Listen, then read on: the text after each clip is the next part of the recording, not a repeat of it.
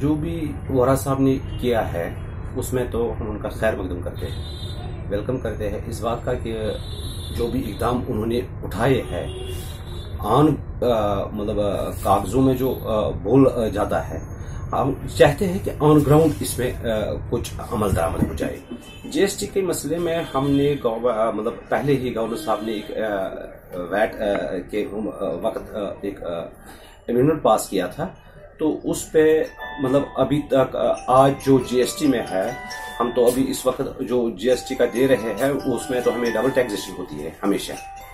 तो क्योंकि हम जो यहाँ से माल बेचते हैं पार, और वहां से जो वही पैसा हमें रिकवर करना है, वही डबल टैक्सेशन में आती है। तो हमने मतलब मिनिस्टरों से भी बात की थी और वोरा साहब से भी अपील करते हैं कि वो इस पे नजरसानी करें। अंडर वैल्यूएशन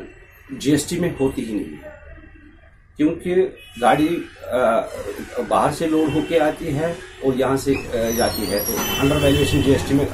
कोई गुंजाइश है ही नहीं। ये जो गवर्नर साहब ने हमारे लिए जो एक हाई लेवल मीटिंग बुलाई है ट्रेड के ऊपर से, तो उसमें उसने कुछ पॉइंट्स जो हाईलाइट किए हैं जिसके ऊपर उसने मीटिंग बुलाई है। एक तो उसने वो जो उसमें लिखा है कि रोस्टर ऑनलाइन होना चाहिए, वो ट्रेडर्स के लिए बहुत अच्छी खुशखबरी है, क्योंकि इस रोस्टर ऑनलाइन में तो सबको हक मिलेगा, ये ट्रेडर्स के हक में है, हम उसको वेलकम करते हैं। जो भी कैमराज वो हमारे लिए भी बहुत अच्छा, सीसीटीवी कैमराज अगर वहां पे इंस्टॉल हो जाएंगे, उसमें अगर कुछ कहीं पे कोई आइटम मतलब गायब हो जाता है, कुछ होता है, वो ट्रेडर्स के लिए बेहतरी है अगर सीसीटीवी कैमराज वहां पे इंस्टॉल हो जाएंगे।